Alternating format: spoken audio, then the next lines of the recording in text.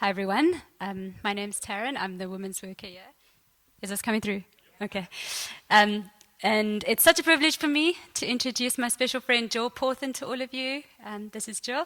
Jill's been coming to our church for a couple of years now. She's actually on our church leadership. She's on our church council, and she helps out in Sunday school, the grade 5s and 6s, as we just heard. Jill, but now tell us, who exactly is Jill, besides all those things I've just mentioned? My name is Jill, and I'm a physiotherapist. I have a father. My mother passed away in 2016 from colon cancer. I've got a brother, 2 nephews, a very new nephew was born in January. I have a Labrador, 2 cats, a dwarf hamster named Gus from Cinderella. And I love animals, so I would love to have a farm one day where I could just have all the animals my heart desires. And I love crocheting, minion hats. Minion hats specifically. Yeah, and I do a couple of other things that I'm still waiting for something. I'm still waiting. Yeah. Anyway, thanks, Jill. Now I know, maybe not everybody here knows, that you've been battling quite significant health struggles for the past couple of years. And for many people, I think, going through the things you're going through, they might start to think that there isn't a God. There can't possibly be a God. If I'm going through so much suffering, and if there is a God, he can't possibly love me. So maybe just share with us, what are those struggles you've been going through? Okay, so I was very active, ran a lot, gymmed a lot, at least 6 times a day or 6 times a week. I was really active, and then suddenly in 2016 my body started failing out of nowhere. And then on Christmas Day in Cape Town, when I was on holiday, my body failed completely, and I was diagnosed with lupus. So that's when your immune system just starts attacking itself. And then the following year, in October, I went to Bali. I got sunburnt, and when I landed back in Cape Town, I was completely sick. I went into kidney failure. And it was supposed to be a temporary thing.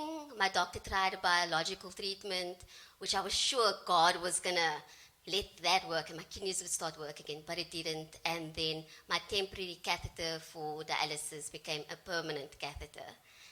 Then after that, a biopsy was done on my kidneys. They were hardly damaged, so they were supposed to kick in, but they just never kicked in. I landed up in ICU twice because I had blood on my lungs. Lupus started attacking my lungs. And the last time I landed up in hospital, in ICU, I just told God, I'm over fighting for my body. I'm just over. Messaged my family with my one hand because my other hand was injured. And I just said, I'm ready to go to heaven. And yeah, I didn't die then. But yeah, so I go to dialysis 3 times a week. Get up really early. I'm there at 4:10 in the morning. I'm 4 hours on the machine.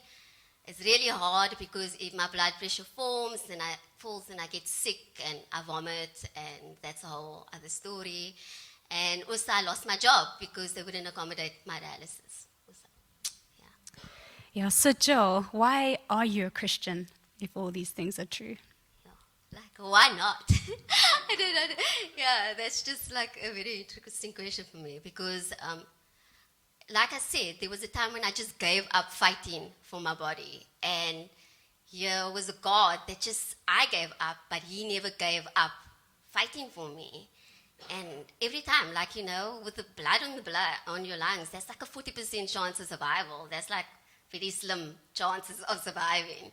And I survived, and this God not only fought for my physical body, but he fought for my spiritual body because he wanted a relationship with me. He fought for my soul just by sending Jesus to save me so I could spend eternity with him.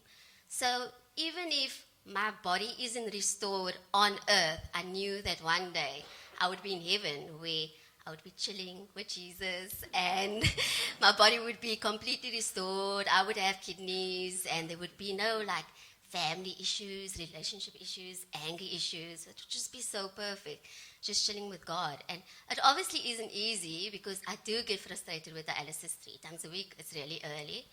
And I'm tired of waiting, patiently waiting on the kidney list. 3 of my family members have not been matches for me. My friend from America also tested. She was recently also not a match for me. And then I do ask God, why? How much longer? And it's not like God just has abandoned me and said, oh, you're going to suffer now, you can go on like this. No, he's with me in the suffering. He's there. I can talk to him and say, I'm tired. Like, why?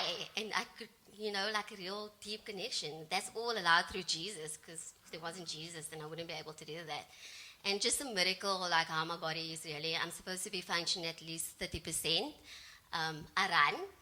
I gym 5 times a week. I do weight training. I did weight training yesterday. I'm quite strong, which is completely impossible.